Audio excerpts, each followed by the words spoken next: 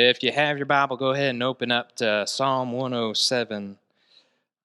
It's not an infrequent occurrence at our house. I look at Brittany and I'm like, I don't know what to do on Sunday night. So Brittany frequently writes down different ideas for me, and this is one of those. So all the credit goes to her and the psalmist and the Holy Spirit. I don't know if you put those on equal plane or not, but Psalm 107 is where we're going to spend our time. And what we're going to do is we're just going to walk through this text because this is a pattern that is repeated over and over in this text. And I want to show that to you tonight. And it's been certainly uplifting to me and encouraging as I've looked at this text this week. And what a beautiful idea. But it all begins, this whole text obviously begins with verse 1 and verse 2 with this idea of redeemed. Redeemed. Let's read verse 1, 2, and 3. Oh, give thanks to the Lord, for he is good, for his steadfast love endures forever. Let the redeemed of the Lord say so, whom he has redeemed from trouble, and gathered in from the lands, from the east and from the west, from the north and from the south, all over, everywhere, all people. Let us all remember the steadfast love of the Lord endures forever. The redeemed, those that the Lord has redeemed. And then the passage begins to blossom for us. The 107th Psalm, it blossoms and it gives us four different people, four different categories of people who the Lord has redeemed. We have the sojourners. We have the slaves. We have the sinners.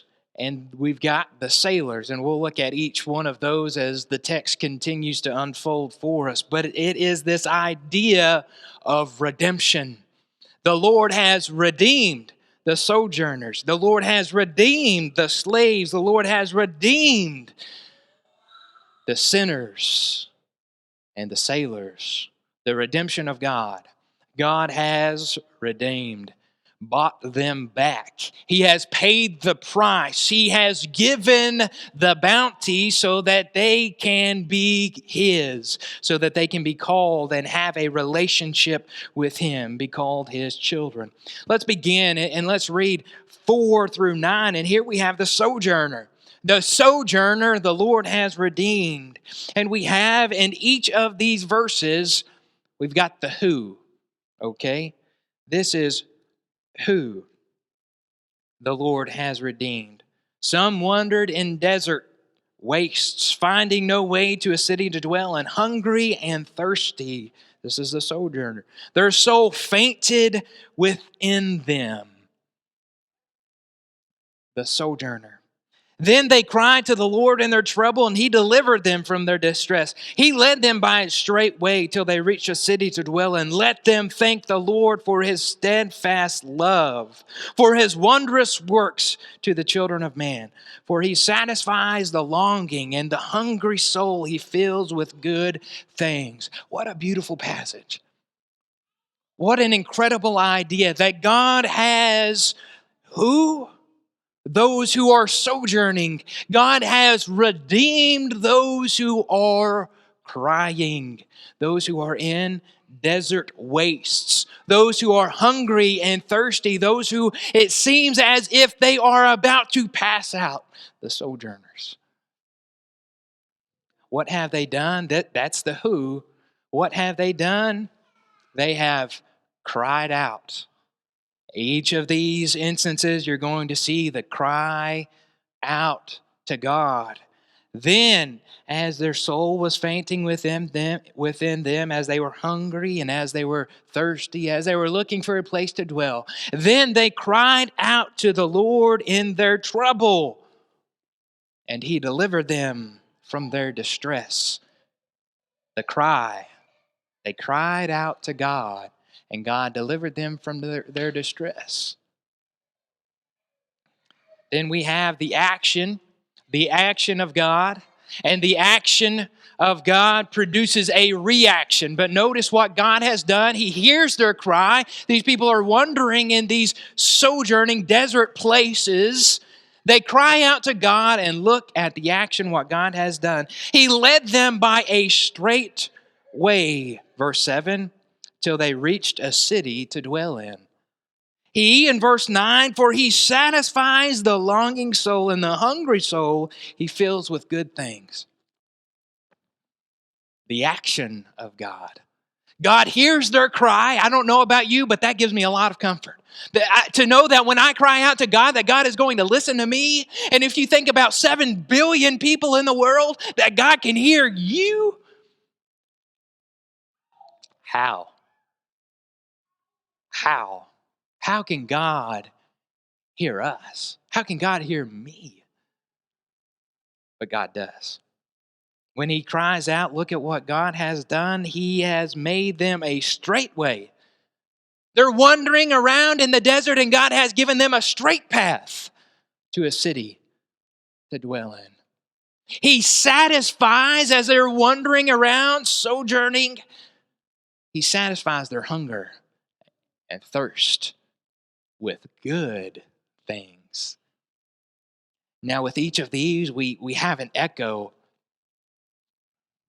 We're following the same pattern with all of them. There's an echo, a lot of echoes of different things in biblical texts, different examples of things that have gone on. But you remember there was a man, forerunner of Jesus, named John the Baptist. And you remember what it says his job was to do?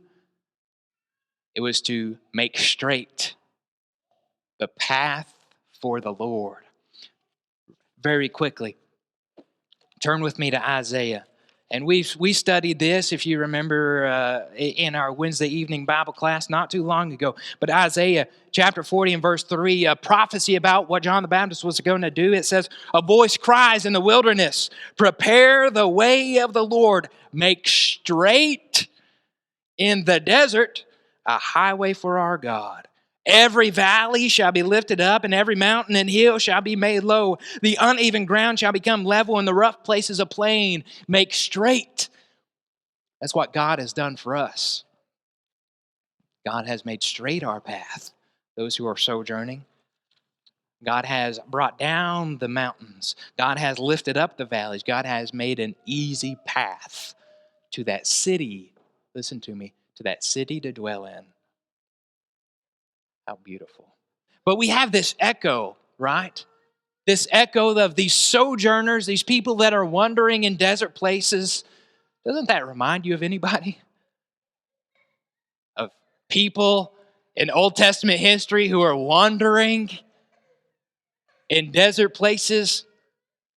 If you grew up similar to I did, we sang a song during VBS. Once there were 3 wandering Jews. Wandering, Jew. Right. Once there were 3 wandering Jews. You remember when they stopped wandering? God took care of them. Not in a way that they expected, because the promise was to Abraham, look, I'm going to give you everything that your eye can see, right? I'm going to bless you beyond your wildest dreams. And then years pass. His favorite son, Joseph, was sold into slavery. Slavery led to prison. Prison led to Pharaoh. There was a famine. And now we've come full circle. God, they're no longer in that land. They're in Egypt. But God has given them a city to dwell in. And I'm going to make a proposition to you that God didn't just give them a city. God gave them the best. Look at this. Genesis chapter 47. They come to Joseph, and it's a famine. They don't have any food. And you remember Joseph said, hey, tell them that you're shepherds. And they were. But look at what it says here in Genesis chapter 47 and verse 6. This is what Pharaoh says. The land of Egypt is before you. Settle your father and your brothers in the best of the land. Let them settle in the land of Goshen. And if you know any able men among them, put them in charge of my livestock. God provides for us. God gives us not just enough, but God goes above and beyond. God gives us the very best. God makes straight our paths, and He leads us to a city. A city whose foundations are built not by man, but by God. A place where God Himself will be there. There's not going to be any night because God will be our light. What a beautiful image. That's the sojourner. Let's go back to our text here in Psalm 107. We continue and we see the sojourner, verses 4 through 9. Look at 10 through 16, and we move on to the slave. Boy, oh boy, don't we know a whole lot in Israelite history about slaves? We'll get to the echo in a minute. Here's the people. This is who it is. Some sat in darkness and in the shadow of death, prisoners in affliction and in irons. For they rebelled against the words of God and spurned the counsel of the Most High. These are the slaves. They are to this point where they feel as if they are going to die. Does that remind you of anybody? Absolutely. Doesn't that remind you of the Israelites, especially in Egyptian captivity? That's the who. Now look at what has happened. Look at what they do. As they find themselves in prison, in the affliction, in the darkness. Verse 13, then they cried to the Lord in their trouble, and He delivered them from their distress. Verse 13. They cried to the Lord in their trouble, and He delivered them from their distress. Go back and look at verse 6. Then they cried to the Lord in their trouble, and He delivered them from their distress. When we cry to God, God hears our cry. When we cry to God, God hears our cry.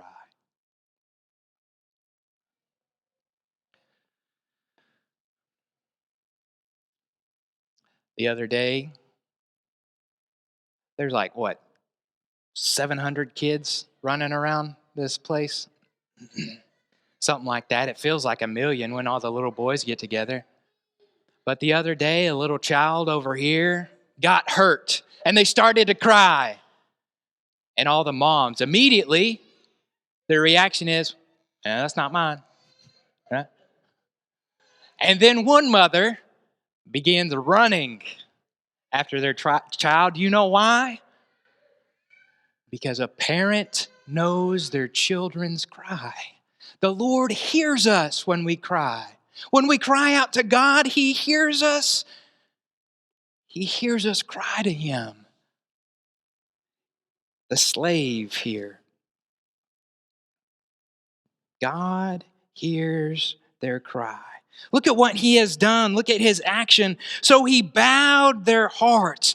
They have spurned the counsel of the Most High. They have rebelled in verse 11 against the words of God. And in verse 12, so He bowed their hearts down with hard labor. They fell down with none to help. Verse 14, He brought them out of darkness and the shadow of death and burst their bonds apart. For He shatters the doors of bronze and cuts into the bars of iron. When we cry out to God, when we recognize that we need God, that we are slaves to life and to whatever else in this world that we are chained to, we cry out to God. God shatters the doors. God bursts our bonds. God removes the darkness. God gets rid of the shadow of death. But you've got to ask yourself, why are they there to begin with? Why this slavery to begin with? We see it there in verse 12. That's the action of God as well. He has bowed their hearts down with hard labor. They fell down with none to help. Do you hear the echo of Scripture? Israel spurns God. God gives them over to in the hands of their enemy. They cry out to God. God delivers them again because he cares and has compassion. It's over and over and over again. In fact, essentially, that's what the entire book of Judges is about. Look at the first one with me that's recorded for us. In Judges chapter 3, we are introduced to a man named Othniel. Read this. This is all we know about Othniel, and I'm going to read the whole thing, 7 through 11. Judges 3. And the people of Israel did what was evil in the sight of the Lord, for they forgot their Lord, their God, and served Baals and the Asheroth. Therefore, the anger of the Lord was kindled against the land of Israel, and he sold them into the hand of Cushon-Rishathaim, king of Mesopotamia. And the people of Israel served Cushon-Rishathaim 8 years. But when the people of Israel cried out to the Lord, there it is again, God bowed their heads in hard labor. God sold them into the hands of their enemies, and then they cried out to God. When the people of Israel cried out to the Lord raised up a deliverer for the people of Israel, who saved them, Othniel, the son of Kenaz, Caleb's younger brother. The Spirit of the Lord was upon him, and he judged Israel. He went out to war, and the Lord gave Cushon-Rishathaim, king of Mesopotamia, into his hand, and his hand prevailed over Cushon-Rishathaim. So the land had rest for 40 years. Then Othniel, the son of Kenaz, died. Over and over and over again, the story is the same. You lose focus on God and life falls apart. We see it all the time. We see it on the news. How have we gotten so far away from God? We've lost focus. The world, morals, everything just falls apart. Let's keep going. That is the slave. We've seen the sojourner. We've seen the slave. Let's look at the sinner. Beginning of verse 17. Some were fools. Let's read this whole text. Some were fools through their sinful ways, and because of their iniquity suffered affliction. They loathed any kind of food, and they drew near to the gates of death. Then they cried to the Lord in their trouble, and he delivered them from their distress. He sent out his word and healed them and delivered them from their destruction. Let them thank the Lord for his steadfast love, for his wondrous works to the children of man, and let them offer sacrifices of thanksgiving and tell of his deeds in the songs of joy. That's the sinner. The sinner, because of their sinful ways, they have suffered affliction. What a terrible state to be in. How awful it must be to be in this particular state. We see their plight in verse 18 is like someone who is nearing death.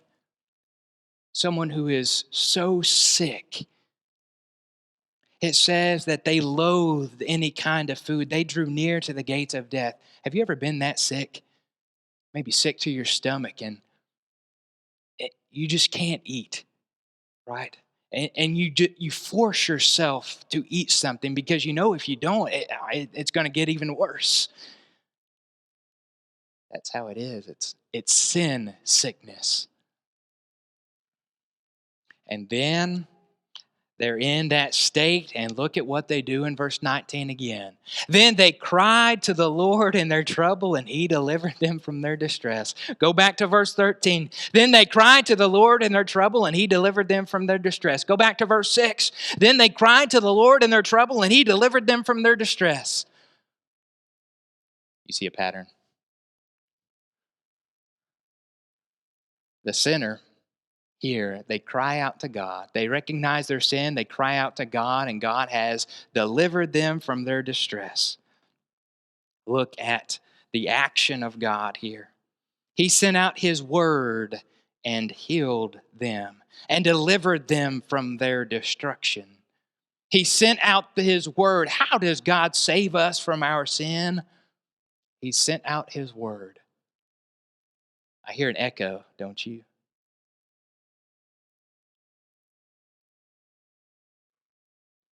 The word became flesh and dwelt among us.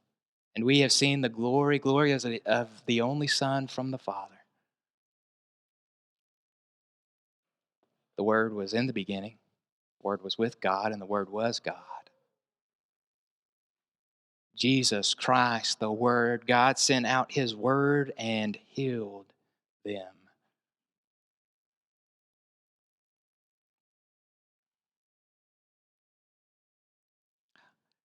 Those people who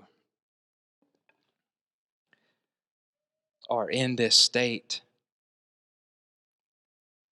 they see the action of God, but their reaction, as their reaction has been all along, is the same. They see how God has delivered them from their sin, and we see in verse 21, therefore the reaction is, let them thank the Lord for his steadfast love, for his wondrous works to the children of man. Let's go back. Verse 15, let them thank the Lord for his steadfast love, for his wondrous works to the children of man. Verse 8, let them thank the Lord for his steadfast love, for his wondrous works to the children of man. Let us forever, we find ourselves as sinners, we find ourselves in a sinful state, let us forever thank the Lord for his steadfast love. You know what? God even loves us when we sin. God still loves us, even when we fall down, even when we find ourselves so sin sick that we loathe food, that we hate and despise food. Let's keep going. The sojourner, the slave, the sinner. Look at verse 23 through 32. This is the who, it's the sailor. Verse 23 and verse 24, read it with me. Some went down to the sea in ships, doing business on great waters. They saw the deeds of the Lord, his wondrous works in the deep. All these people that we've talked about so far, the slave, the sojourner, and the sinner, all of these, it's a terrible plight that they're in. The sailor, he finds himself in the same situation. They mounted up. Read with me in verse 26. They're going across the sea. The sailor is going across the sea, and they mounted up to the heaven. Then they went down to the depths. You can see this, can't you, unfold? They're on their ship. They're going up to the heaven. Then they went down to the depths. Their courage melted away in their plight. They reeled and staggered like drunken men and were at wits' end. They're in the middle of a storm. They're about to perish. They're about to die. And then guess what happened? Then they cried out to the Lord. In verse 28. Then they cried out to the Lord in their trouble, and he delivered them from their distress. That's verse 28. Look at verse 19. Then they cried out to the Lord in their trouble, and he delivered them from their distress. Verse 13. Then they cried out to the Lord in their trouble, and he delivered them from their distress. Look at verse 6. Then they cried out to the Lord in their trouble, and he delivered them from their distress. Do you get the point? You cry out to God, and God hears you.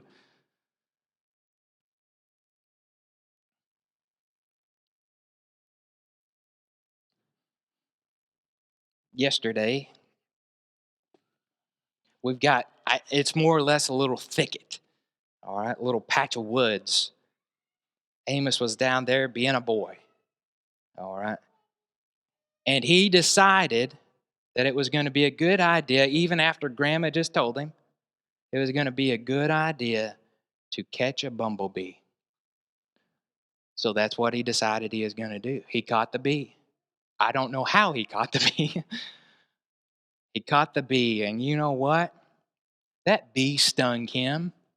Can you imagine the audacity of that bee? You have never heard such a squeal and scream in your life. Guess what Daddy does? Oh, you're all right. And then Daddy gets over there to him because he's not all right. The stinger's still stuck in his hand. Peel that out. And Daddy's heart begins to hurt. You know why? I hear the cry of my little boy. When you cry out to God, God hears you.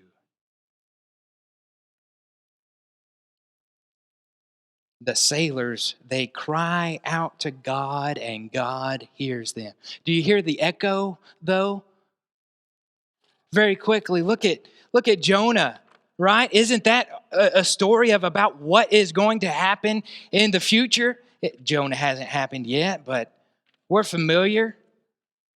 In Jonah chapter 1, we see a very similar situation, don't we?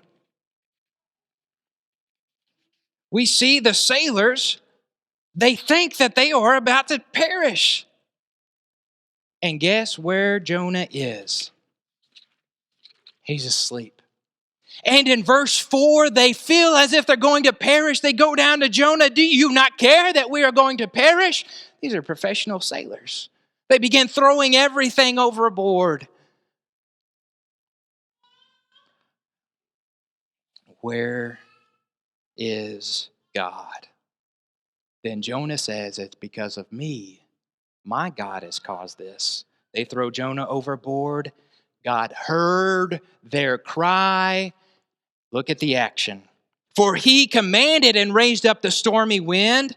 Verse 25, he commanded and raised up the stormy wind, which lifted up the waves of the sea. He caused them to cry out. He made the storm after they cried out. Here's the action of God. He made the storm be still, and the waves of the sea were hushed. Verse 30, then they were glad that the waters were quiet. The action of God, he brought them to their desired haven. Sounds a whole lot like what Jesus did with his disciples, doesn't it? Peace, be still.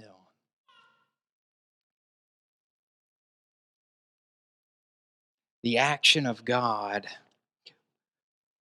caused the reaction in verse 31. Let them thank the Lord for his steadfast love, for his wondrous works to the children of man. That's verse 21. That's verse 31. Look at verse 21. Let them thank the Lord for his steadfast love, for his wondrous works to the children of man. And look at verse 15. Let them thank the Lord for his steadfast love, for his wondrous works to the children of man. And verse 8. Let them thank the Lord for his steadfast love, for his wondrous works to the children of man. I have been redeemed. Why? For the steadfast love of the Lord to the children of man. Pause with me. Let's take counsel. Who has he redeemed?